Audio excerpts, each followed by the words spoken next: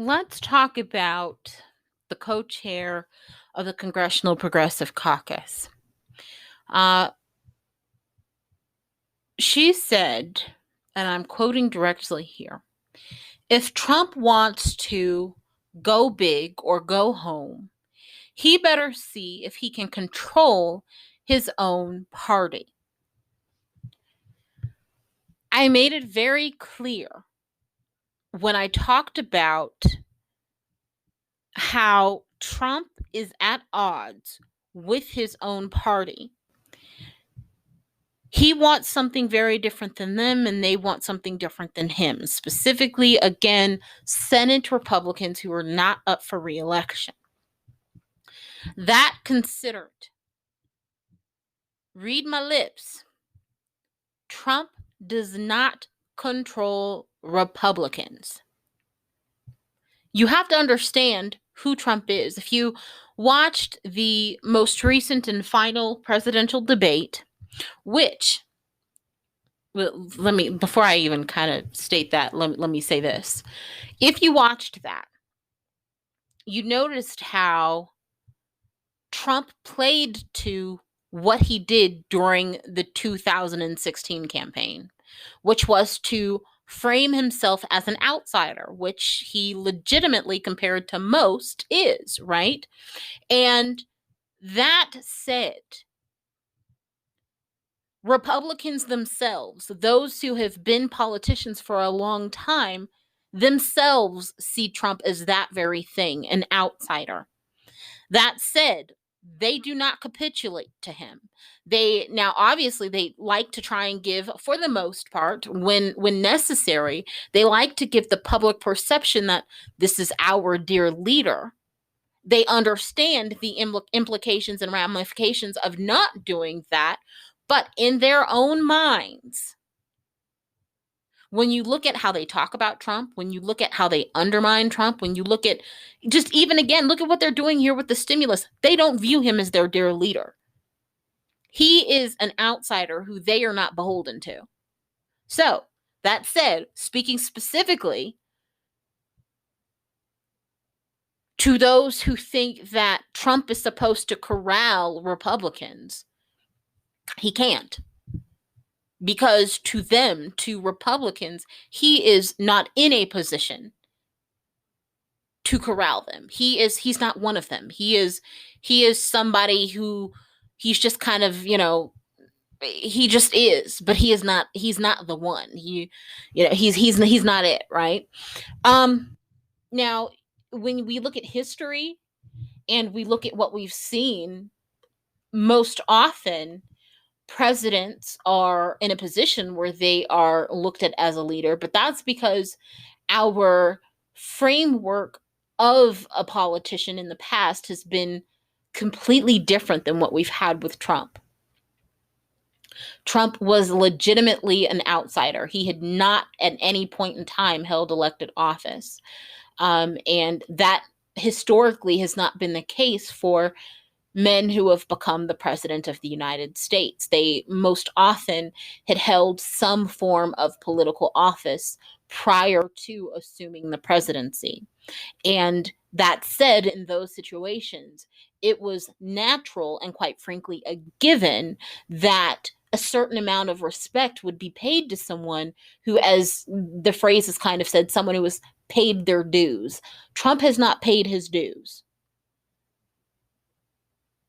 And so because he has not paid his dues, he is not going to get a certain amount of respect that those who otherwise have paid their dues would get, who are in his same position.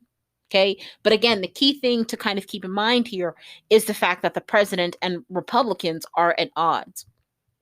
Let me mention, I wasn't planning to talk about this, and I'm not going to dwell here a long time, but let me mention they're calling it the third presidential debate, but we really have to call it the second because we never had an actual second debate, right? What we had in kind of that second place were two competing town halls. But when we look at this most recent debate, I chuckle when I hear people talk about, who's the winner, who's the winners, who's the losers. Those who are on the Trump train say Trump just killed it. He was the man. He did his thing. Those who support Biden, those who are beholden to him, they are Biden. Oh, he was just the best. He's Biden.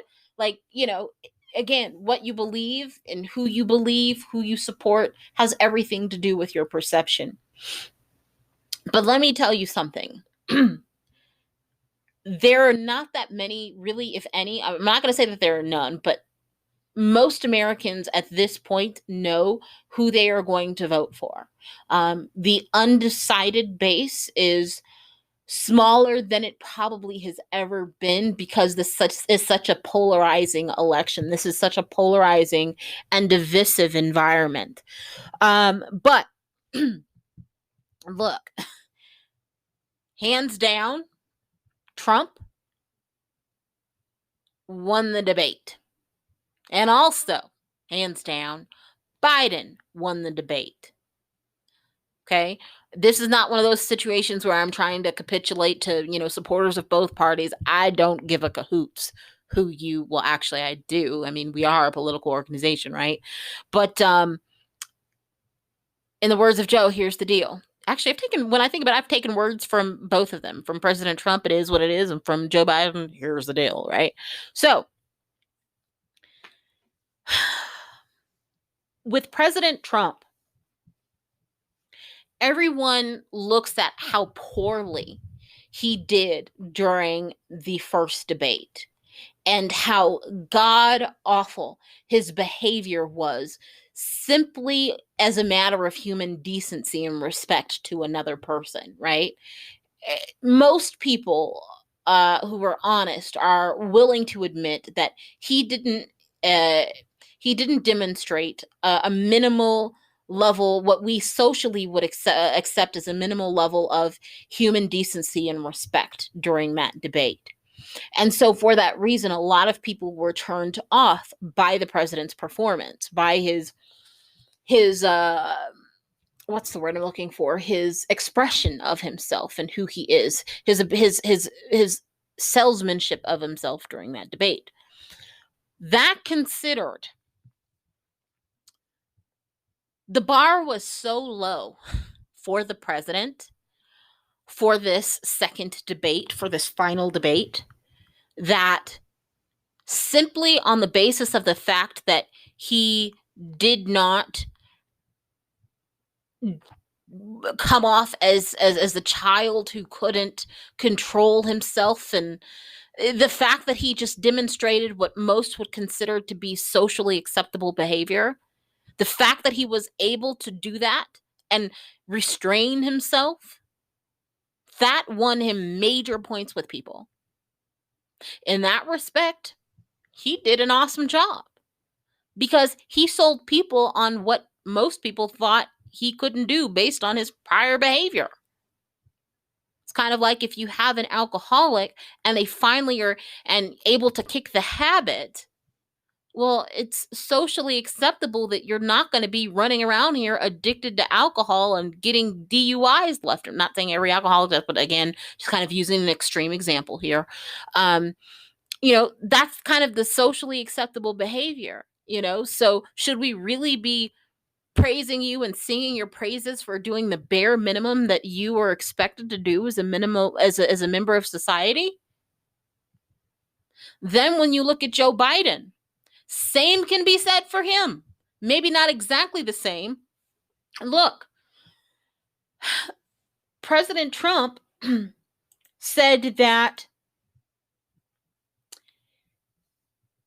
those who were helping to prepare him for his debate said, look, don't interrupt in the next debate, because Biden is not, he doesn't do as great of a job in selling himself or expressing his points. Some people, would say, oh, it's because of stuttering, but he doesn't deal with that. He has overcome that obstacle in his life. That is no longer an acceptable excuse. But here's the deal. Just as we would expect President Trump to have a minimal, or be able to demonstrate a minimal level of public decency as accepted by our society, we also and equally expect someone who is assuming the presidency to be able to clearly and articulately express and communicate points and information without kind of just rambling on and not really addressing the point. So, should we really be surprised that he was able to do that? Even though in the past, some would say, well, he really didn't demonstrate an ability to do that and all you had to do, for instance, was like watch Saturday Night Live after the town hall, and you saw how there was a segment that I saw that you had a gentleman, again, this was on SNL, he was asking Biden a question, and it was like, time went on and like he didn't even answer the question. The guy was like so confused. And, I mean, yes, that was funny, but as much as Biden supporters don't want to hear it, that's actually something that we get a lot with Joe Biden. And it always starts with, here's the deal, right? What you end up hearing is not really the deal. You end up somewhere far from the deal. He needs to learn the art of the deal. Boom, boom, right? Sounded good in my mind, right? So, okay, if that totally went over your head, like, you need to get it together because that was totally funny. So, both people, Trump was able to demonstrate a certain level of, or at least a minimal level of human decency and control that we expect from most people. And Biden was able to clearly and articulately express and communicate his ideas, which we also express from someone especially who's going to be our president. So, both parties, both bases are looking at their candidates as if, yes, you've done the thing that most people think you can't do or that you haven't been able to do. But both of them have not really done things that most people would expect the person we would call our president to be able to do. So, while most people would say Biden won and most would say Trump would, if you ask me, neither of them won. Absolutely not a one of them. But moving on from that, reeling myself back in,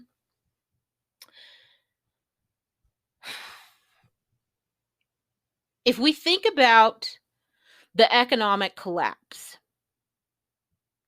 I mentioned how Republicans and Trump are at odds.